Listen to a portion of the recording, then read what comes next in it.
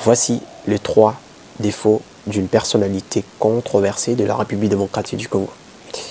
Noël Tchani. Tout le temps que vous avez passé aux États-Unis, vous n'avez pas acquis la nationalité américaine. Je vous l'ai déjà dit à plusieurs reprises. Vous ne l'avez pas dit ici. S'il vous plaît. Si vous continuez à faire ça, j'arrête l'interview. Non, c'est important, par respect aux téléspectateurs, parce qu'il y a quand même des questions que les gens se posent. Nous ne sommes pas dans les polémiques inutiles. Je voudrais vous dire que l'interview est terminée parce que j'estime que vous me faites perdre du temps. Non, mais nous devons quand même du respect au public.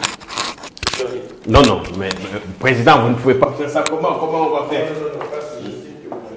En fait, c'est une personnalité. Il est politique, économiste. Il est connu pour ses positions des développements économiques et de la gouvernance. Maintenant, qu'est-ce que nous devons faire pour inverser la tendance? Faire le contraire. Avoir une politique budgétaire très stricte où il n'y a pas d'excédent, où il n'y a pas donc de déficit budgétaire chronique. Mais derrière son ambition se cachent plusieurs défauts marquants qui méritent d'être examinés. Et pour rendre cette analyse plus captivante, nous allons essayer de faire un parallélisme avec l'ancien président américain Donald Trump. Plus personne ne va en France, la France n'est plus la France. Vous avez vu ce qui est arrivé à Nice, et au prêtre qui était un homme formidable. La France n'est plus la France. Alors, commençons par le premier défaut, sa communication directe et provocante.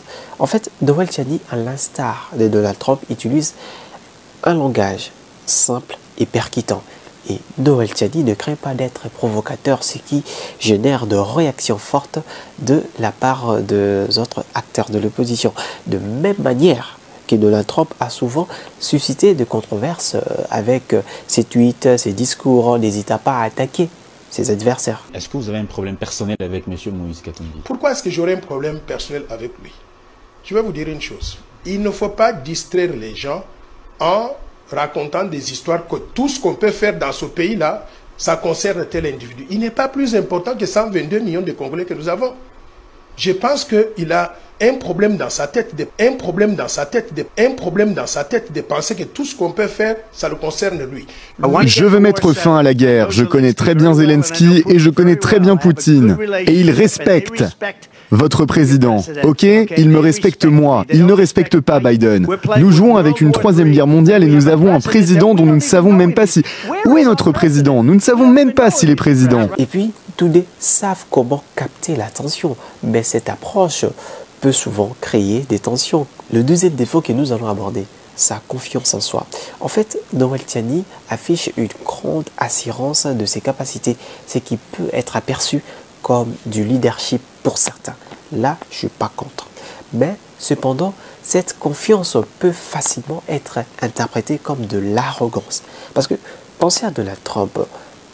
Sa manière de parler, de ses succès et de ses compétences a souvent été critiquée comme étant présomptueuse. Vous êtes conférencier ou vous êtes homme politique? Mais messieurs, moi je suis un homme politique intelligent qui ne fait pas simplement la politique dans la rue en criant à gauche, à droite. On choisit des sujets qui demandent de l'intellect et nous allons vers ces gens-là et le message se propage dans la population. Donc, je ne sais pas, vous êtes habitués à des hommes politiques qui ne connaissent rien, sur le plan scientifique, mais qui ne font que la politique. Moi, je ne suis pas ce genre de politique. Donc, vous faites la politique. Elle n'a pas de plan, elle a copié le plan de Biden et c'est juste 4 phrases, comme dans un livre pour enfants. Alors, les deux personnalités, Donald Trump et Noël Tchani, semblent avoir du mal à gérer le critique, ce qui a été évident lors de l'échange entre Noël Tchani et les journalistes Jean-Marie Kassamba. Vous avez gagné combien d'argent? Non, moi je pense que ça c'est une question qui n'est pas très intelligente. Je n'ai pas à vous dire combien d'argent j'ai gagné à la Banque mondiale. Pour quelles raisons? Vous pouvez me dire combien d'argent vous avez gagné avec Joseph Kabila? C'est moi qui pose des questions.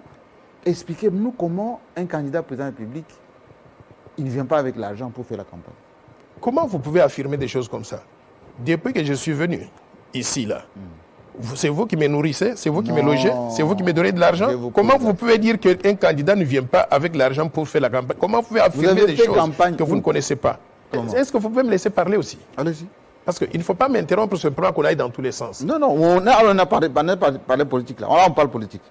Oui, on parle de votre profil politique. Alors, parlons de la polarité, qui est le troisième défaut de Noël Tchani. Les discours de Noël Tchani ont tendance à diviser l'opinion publique, tout comme ceux de Donald Trump. Le prise des positions tranchées de Tchani renforce le clivage politique en RDC, tout comme Donald Trump qui a divisé l'Amérique avec ses idées souvent controversées. Et puis la loi, prenons la loi Noël Tchani qui a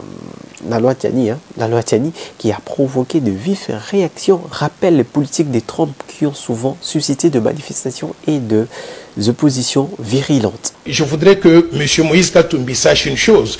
Nous sommes dans un pays qu'on appelle la République démocratique du Congo, qui appartient aux Congolais, ça n'appartient pas aux Juifs. Si lui, il va là-bas et il dit aux Juifs qu'il est Juif de père, ça veut dire qu'il n'est pas l'un de nôtres. Avant même de prendre la parole, sa présence sur scène faisait déjà polémique. Donald Trump, invité de l'Association américaine des journalistes noirs. Objectif clairement affiché pour le candidat républicain, chercher des soutiens au-delà de sa base électorale habituelle en vue de la présidentielle de novembre.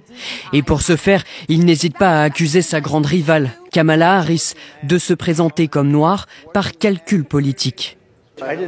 Je ne savais pas qu'elle était noire jusqu'à il y a quelques années, quand elle est devenue noire, et maintenant elle veut être connue comme étant noire.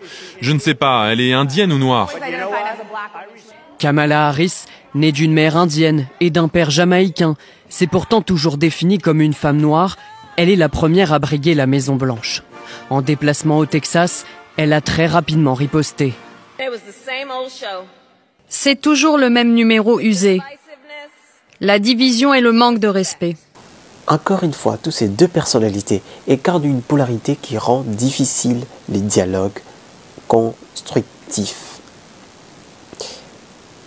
Ça blesse, mais c'est la vérité. Noël Tchani et Donald Trump partagent de traits de caractère qui les rendent à la fois fascinants et controversés.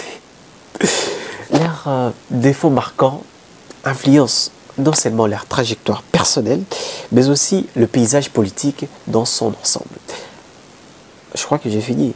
Ouais, j'ai fini. Mesdames, Messieurs, merci à vous d'avoir suivi cette vidéo. Abonnez-vous si vous êtes nouveau à la chaîne pour de nouvelles aventures.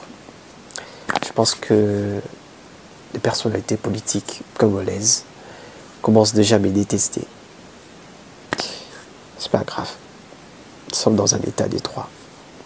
Et puis la liberté d'expression, c'est un droit. À plus.